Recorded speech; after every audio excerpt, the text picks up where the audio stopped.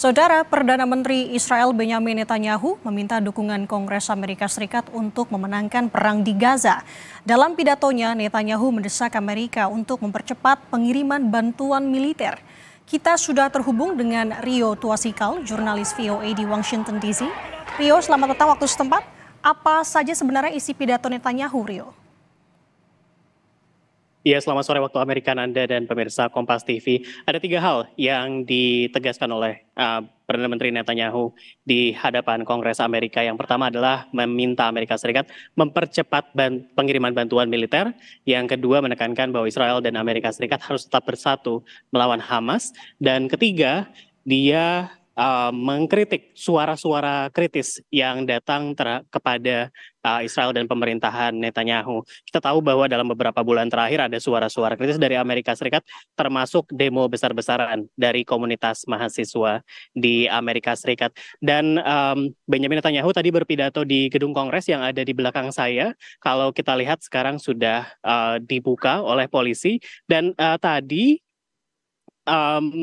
yang tidak disebutkan dalam pidato Benyamin Netanyahu sebetulnya adalah kesepakatan gencatan senjata atau ceasefire deal yang kita tahu dari pejabat Amerika Serikat menyebutkan bahwa baik Israel dan Hamas sebetulnya sudah menyetujui proposal gencatan senjata, namun masih menegosiasikan teknisnya.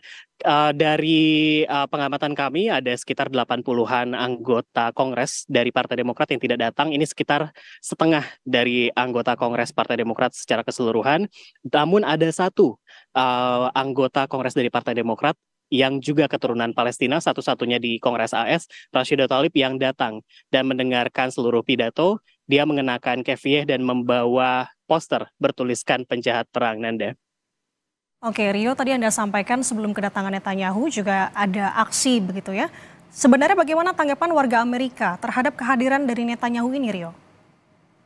Iya, betul sekali, Nanda. Di sekitar saya ini sekarang sudah mulai sepi dan orang-orang wisatawan sudah mulai lalu lalang. Namun tadi 3 jam yang lalu ketika Netanyahu berpidato itu ada ratusan atau mungkin bahkan lebih dari 1.000 orang yang berdemo.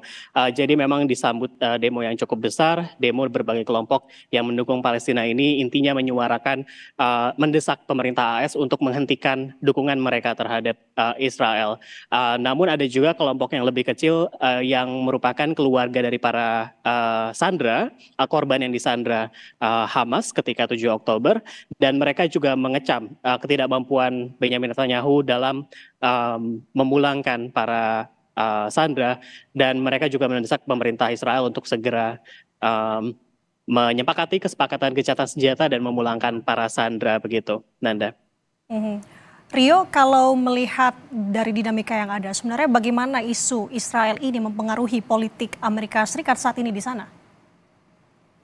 Iya, Nanda, betul sekali. Kita tahu bahwa Amerika Serikat memang sekutu dekat bagi Israel, begitu juga Israel merupakan sekutu dekat bagi Amerika Serikat. Namun Netanyahu ini datang di tengah hiruk-pikuk pemilu AS. Dan kita tahu pemilu AS ini sedang sibuk-sibuknya, ada banyak kejutan. Jadi beberapa politisi kunci memang tidak hadir. Secara protokol, Kamala Harris sebagai wakil presiden itu harusnya memimpin Senat dan menyambut Netanyahu di gedung Kongres. Namun hari ini dia berkampanye sebagai capres dari Partai Demokrat begitu. Sementara Joe Biden sendiri yang akan berpidato mengenai pengunduran dirinya dari bursa capres AS itu juga tidak bertemu, namun baik Kamala maupun Biden menyatakan akan bertemu dengan Netanyahu besok secara terpisah begitu.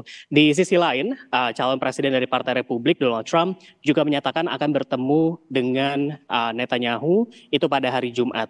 Dan ini dia sampaikan di sosial media yang dia miliki, Truth Social, Nanda. Kalau dari pertemuan tersebut antara Donald Trump kemudian di hari Jumat mendatang dan besok rencananya untuk Biden sendiri bertemu dengan Netanyahu, apakah ini menjadi respons atau gejolak juga untuk masyarakat AS khususnya terkait dengan pertemuan ini? Iya, kalau dilihat sebetulnya isu isu kebijakan luar negeri Amerika Serikat, walaupun kita melihat ada banyak sekali desakan dari warga Amerika Serikat yang meminta Amerika Serikat menghentikan dukungan mereka begitu. Kalau dari kubu Republik mereka lebih satu suara menyuarakan dukungan terhadap Republik. Namun sebetulnya dari apakah isu itu menjadi isu yang paling penting dalam pemilu AS? Sebetulnya tidak juga, karena warga Amerika Serikat sebetulnya tidak memandang isu luar negeri sebagai isu yang top of mind dalam menentukan pilihan mereka dalam pemilu. Isu pemilunya masih tetap isu-isu domestik seperti isu ekonomi dan lapangan pekerjaan. Adapun isu luar negeri yang mereka cermati bagi para pemilih Amerika Serikat ini adalah isu-isu yang berkaitan dengan keamanan dalam negeri, seperti pencegahan serangan terorisme, seperti itu, Nanda. Oke, baik Rio. Tadi disampaikan juga usai dinyatakan negatif COVID, Joe Biden apakah akan memberikan keterangan usai mundur dari pencalonannya dalam waktu dekat ini, Rio? Iya, iya betul sekali. Itu yang telah dijadwalkan akan digelar pukul 8 malam waktu Amerika Serikat, yang artinya pukul 7 pagi waktu Indonesia Barat.